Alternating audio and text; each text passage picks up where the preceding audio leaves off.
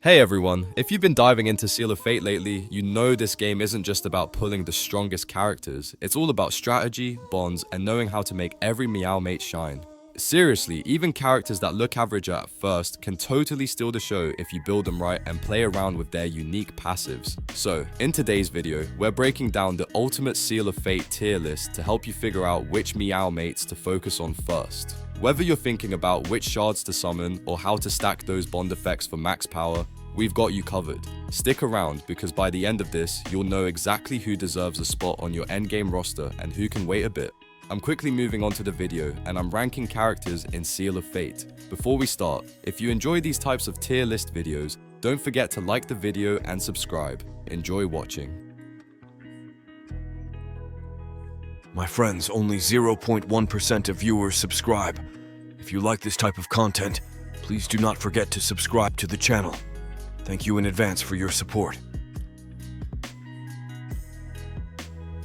The characters in this tier are, in order from top left to bottom right, Siren, Helsing, Rosalind, June, Sweetie, Ellie, Snowball, Morgana, Luna, Grace, Blaze, Pinky, Stella, Candy, there's Fishbowl, Cuddle, and Huntress.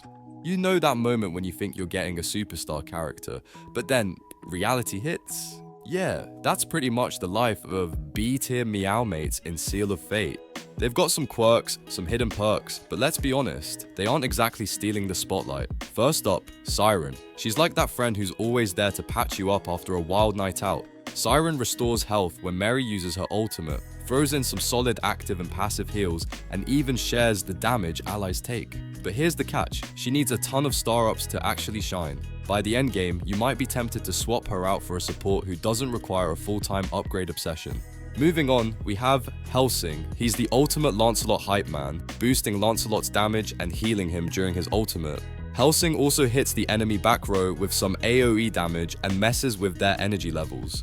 The downside, you'll need to invest heavily in star-ups before he's truly useful, and there are more consistent energy-reducing characters out there.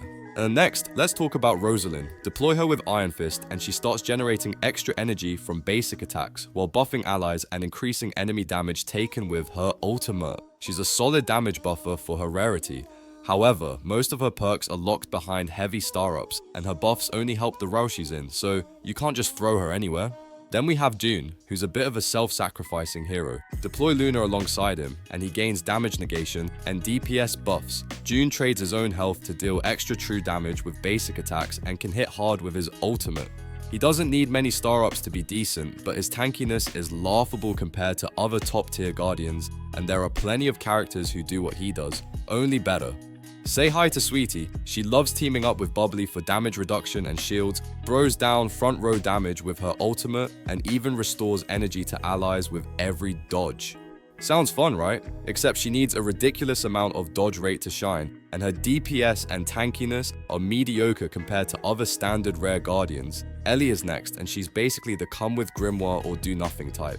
She ignores defense, stacks critical rate, and boosts energy when paired with Grimoire. Her AoE ultimate hits the back row hard, but without that partner, she's basically just another cat lounging around. And of course, you need loads of star-ups to unlock her best perks. Enter Snowball, who thrives when Blaze is on the field. He gets critical rate and energy reduction immunity, ramps up damage with every ultimate, and heals when below half health.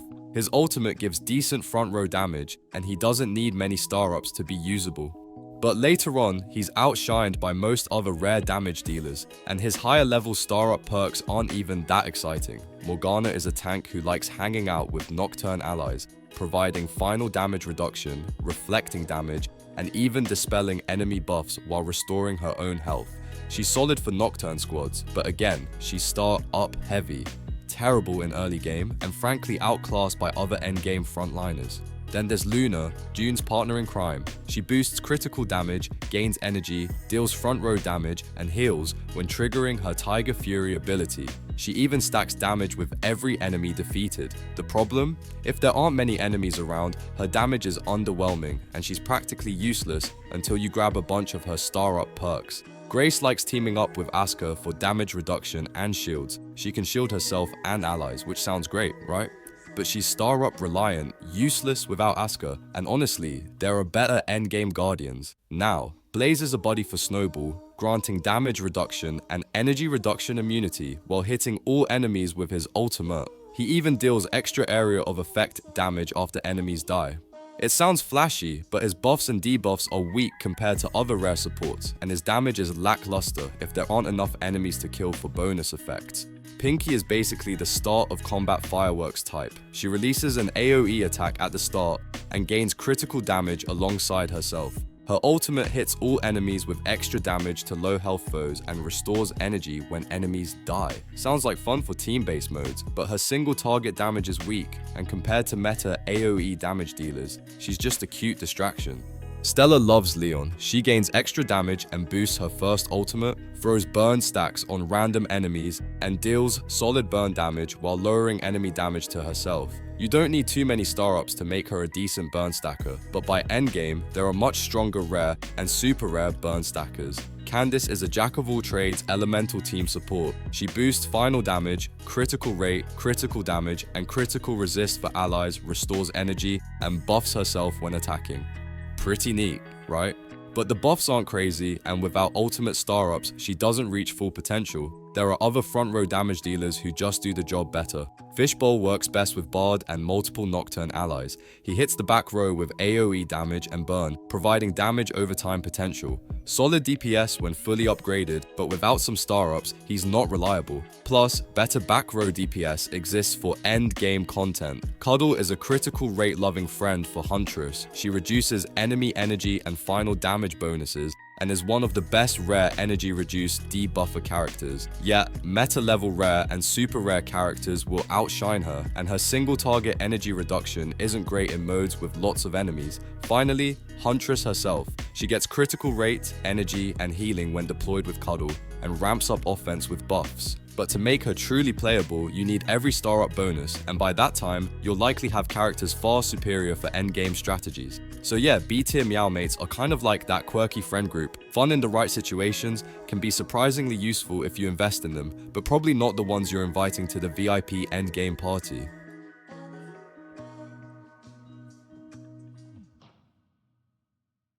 The characters in this tier are, in order from top left to bottom right, Emilia, Vera, Alan, Moyu, Tmuyu, Iron Fist, Grimoire, Bubbly, Lancelot, Cookie, Yimu, Bishop, Mary, Tree, Leon, Bard, Mihir, Judidi, and Jerry. You know that feeling when you find a character who actually makes you go, okay, I see you, I like you, let's go. That's pretty much what a tier Meowmates feel like. They're strong, they're useful, and they shine. But they're not quite stealing the end game crown. Let's start with Emilia. She's a front row menace, targeting enemies while healing herself, restoring energy, and shrugging off basic and EX attacks at the start of battle. She even deals percentage-based true damage and heals when her immunity wears off. She's absolutely one of the best against comps that love to spam EX attacks, though her damage isn't exactly breaking any records. Next up, Vera. She's basically the heart of the leading cast squad. Think Keone, Vera, Asuka, Grace, Judy, and Jerry all rolled into one synergy machine. She heals, restores energy, and buffs allies, getting extra bonuses if they're all members of the squad. Early game players will love her since duplicates come easy from quests and events. The catch? Outside a full leading cast squad, she's a bit of a one-trick pony. Alan is all about critical hits and crowd control. He ramps up critical rate via bond effects, deals extra damage with his ultimate, and can even heal himself when flea stacks expire or are dispelled. He's perfect as a damage amplifier and debuffer, but he needs frequent ultimate procs to really shine. And honestly, his ultimate rarity bonuses aren't that game-changing. Then there's Moyu, the AoE debuffer queen for Oblivion squads. She restores energy, heals allies, debuffs enemies, and can heal everyone when she drops below 50% health. She's fantastic for multi-enemy battles, but her heals aren't super reliable, so solo support isn't really her thing. Iron Fist loves stacking debuffs. He gets extra energy when Rosalind is low, applies debuffs to all enemies with his ultimate, and amplifies damage based on those debuffs. He can really boost DPS if your squad stacks debuffs efficiently. Otherwise, meh, he's not that impressive until you unlock those ultimate rarity bonuses. Grimoire is the tanky, lifesteal powerhouse you didn't know you needed. Deploy her with Ellie and she gains damage reduction, lifesteal, and energy. She sacrifices hit points to heal allies with every basic attack and dishes out crazy single target damage with her ultimate based on her lost hit points. Few star-ups are needed to unlock her core powers, but even so, she doesn't quite compete with the top-tier super rare guardians. Bubbly is the sweet support who loves hanging out with Sweetie. She boosts healing rate, provides HP shields, cleanses debuffs, and regenerates energy. She's easily one of the best SR energy regen/heal supports in the game. Just know that she's star-up heavy and will eventually be replaced by SSR supports in late game content. Lancelot is a sharpshooter with strong synergy. He reduces damage, restores Helsing's energy, shares damage with allies, reflects it back, and gains buffs and energy for himself. Truly one of the best SR guardians for endgame, though he does demand a lot of star-ups to reach his full potential. Then there's Cookie, your front row debuffer/tank. She boosts elemental allies' final damage, reduces enemy final damage, applies debuffs, and shields allies while buffing herself. She's incredibly strong for an SR character and doesn't need many star-ups, but even so, some SSR guardians will outperform her by the late game. Moo is your AoE debuff queen for Oblivion squads. She buffs allies, gains critical rate with multiple deployed allies, and hits all enemies with her ultimate while applying various debuffs. Perfect for modes with many enemies, though her single target potential is underwhelming, and she's star-up dependent to really shine. Bishop is the SR energy restorer you didn't know you needed. She buffs Sanctum allies, attacks all enemies with her ultimate, restores energy, and applies debuffs. She's solid but star-up heavy, and her buffs and debuffs aren't game-breaking compared to SSR characters. Mary is a high DPS machine if you invest in her. She gains extra basic and EX attack damage with Siren deployed, applies poison, and has chase attack and additional attack bonuses at ultimate rarity. She has one of the highest DPS potentials among SR characters, though she's star-up reliant and fairly weak early game. Leon is your tanky guardian against EX attack heavy teams. With Stella deployed, he gains critical resist and extra damage after his first ultimate, reflects damage, heals, and reduces enemy attack. Extremely useful if enemies love spamming attacks, but he's star-up heavy and often outperformed by SSR tanks. Bard Dunla loves supporting Nocturne allies alongside Fishbowl. He reduces enemy energy, buffs allies, and attacks all enemies with his ultimate. He's one of the best low rarity energy reduction characters, doesn't require too many star-ups, but can't fully compete with SSR energy reduction specialists. Meaty is the underrated healer who buffs the healing of all allies and provides team-wide heals with her ultimate. She's easy to use and doesn't require many star-ups, but SSR supports will eventually surpass her for endgame content. Judy is all about leading cast synergy. She buffs damage, triggers an AoE combo with Jerry, and boosts CRIT rate of leading cast's members at battle start. Amazing if Jerry is on the field, useless otherwise, and high rarity DPS still outperforms her later on. Finally, Jerry pairs with Judy to boost energy and reduce damage for the team. He provides strong AoE damage and crowd control, requires minimal star-ups to be useful, but ultimate rarity upgrades are needed to really dominate back row targets. So yeah, A-tier Meowmates are basically the dependable friends in your party. They won't always steal the show, but invest in them correctly, and they'll carry you through multiple battles with style and efficiency.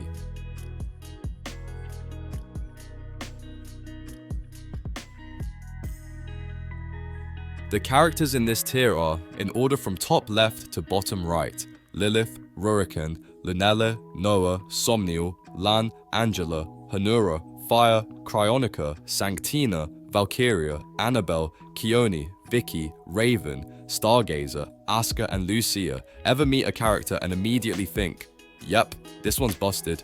I'm keeping her forever. That's exactly what S-tier Meowmates feel like in Seal of Fate. They're not just strong, they're game-breaking squad-carrying monsters. Let's kick things off with Lilith. Deploy her with Cryonica, and she's a walking stat-boosting nuke. She detonates and reapplies burn on all enemies, spreads it every time a stack expires, and doubles the damage of every burn effect. The best part, you don't need tons of star-ups to unlock her most OP perks. Burn stackers, meet your queen. Next is Rurikan. She loves front row action, gaining critical rate and restoring energy when paired with Lan. Her ultimate hits hard, heals her, and her passive caps damage taken at 30% of max HP, basically making her a tanky nuke. Plus, she counters with damage every time that cap is triggered. Once you hit her 5-star and ultimate rarity bonuses, she's one of the best front row AoE DP characters out there. Lunel is the ultimate Nocturne Squad MVP. She provides artifact damage negation, gains stats with more Nocturne allies, deals extra true damage at the end of rounds, and reduces both defense and damage. She's one of the best DPS/tank/support hybrids, though some of her top perks hide behind ultimate rarity star-ups. Noah is a DPS machine for striker squads. He buffs his allies, applies percentage-based HP damage with basic attacks and ultimate, and recovers energy and HP every time enemies dispel his debuff. Perfect for sustained AoE and single target destruction. He's basically an all-around endgame nightmare for enemies. Enter Somnial, the meta team-wide healer/buffer. Deploy her with Angela and she triggers healing buffs, shields, and CC/debuff immunity. Her ultimate heals the whole squad, triggers damage reduction for low health allies, and even dispels debuffs. If your team needs a reliable cleanser and healer, she's basically mandatory. Lan is all about energy and debuffs. She provides damage reduction as a team bond, heals Ruriken with wind breath, attacks all enemies with her ultimate, buffs allies final damage, and reduces enemy energy. She's one of the best energy regeneration debuffing AoE DPS characters, and she doesn't require tons of star-ups to be effective. Angela is a frontline powerhouse. Paired with Somnial, she gains critical resistance and even a one-time revive. Her ultimate hits multiple enemies, reduces their energy, restores her HP and energy when attacked, silences enemies, and deals percentage-based max HP damage. She's an excellent debuffer/DPS, but you'll need heavy star-up investment to unlock her full potential. Honora is the endgame boss crusher. She buffs herself and fellow raiders, deals insane single-target damage with multiple extra attacks, reduces enemy healing, and can boost enemy final damage taken by 50% with her 5-star UR bonus. She's extremely strong, but she demands a lot of investment to unlock all her OP bonuses. Fire is a burn stack specialist. With Amelia deployed, she gains damage, restores energy, attacks all enemies applying burn/soul flame, and restores energy for herself and the lowest energy teammate. She's one of the best AoE DPS and burn stackers in the game, and she doesn't require many star-ups to break the meta. Cryonica loves Lilith. She gains stats, launches an OP AoE attack, targets the lowest HP enemies for extra damage, and buffs herself defensively as she triggers her ultimate or takes damage. She's one of the best endgame tanks, especially if you can stack burn on enemies, though her top perks are locked behind UR star-ups. Sanctina and Valkyria are basically the ultimate tag team. Sanctina gains critical resistance and shares damage with Valkyria, targets high attack enemies with stuns, and applies some of the best crowd control debuffs in the game. Valkyria shares damage with Sanctina, attacks all enemies triggering chase attacks, gains immunity to CC, restores HP with CC, and counters with AoE damage. Together, they are an unstoppable DPS/support duo, though star-ups are required to unlock their full broken potential. Annabelle is a front-row tanky support. She applies damage negation buffs to allies with Lunel deployed, hits front-row enemies with AoE, applies shields, and reduces enemy energy. She makes your front line much sturdier, but needs lots of star-ups and Lunel on the team to reach her peak. Keone fits almost anywhere thanks to her general bond conditions. She buffs allies, restores energy on basic attacks, deals insane AoE damage, and has chances to freeze or silence enemies. She's one of the best AoE control/DPS characters, though you'll need plenty of star-ups to make her fully busted. Vicky pairs with Moyu for critical damage and rate boosts, triggers chase attacks, debuffs enemy damage, and dishes out extra percentage HP damage, perfect for boss battles. She works well with minimal star-ups, but her top perks come from UR star-ups. Raven is your energy restoring debuffer dream. With 3 support allies deployed, she restores energy, attacks all enemies with her ultimate, reducing attack, defense, and final damage, and counterattacks up to 3 times per round. She's incredible, though her best perks are locked behind UR star-ups, and she relies on triggering bond effects. Stargazer is basically a one-man tank/cleanser. He gains invincibility, heals and extra stats when below 50% HP, dispels buffs, reduces enemy stats with his ultimate, and applies flee with Alan. He can tank absurd damage, but requires UR 3-star buffs and plenty of star-ups to truly dominate. Asuka is an assassin extraordinaire. She gains critical rate, ultimate critical rate, excels at single target damage, and can recast her ultimate after a kill. She buffs leading cast members when paired with Vera, can execute multiple enemies in one ultimate, and doesn't need too many star-ups to be effective. Her only downside? The OP mutation is locked behind real-world cache. Lucia loves starting fights with a bang. She releases AoE attacks at the start of combat, gains defense ignore with Pinky deployed, deals strong single target damage with her ultimate, applies percentage-based HP damage on attacks, and triggers extra attacks from allies on debuffed enemies. She's extremely strong for boss fights and basic/EX attack-heavy squads, but she does require a lot of star-ups to reach her full potential. S-tier Meowmates aren't just strong, they redefine what it means to be meta. They can carry squads, control the battlefield, and break almost any enemy composition if you invest in them properly. If you've got these cats, congratulations, you're basically unstoppable.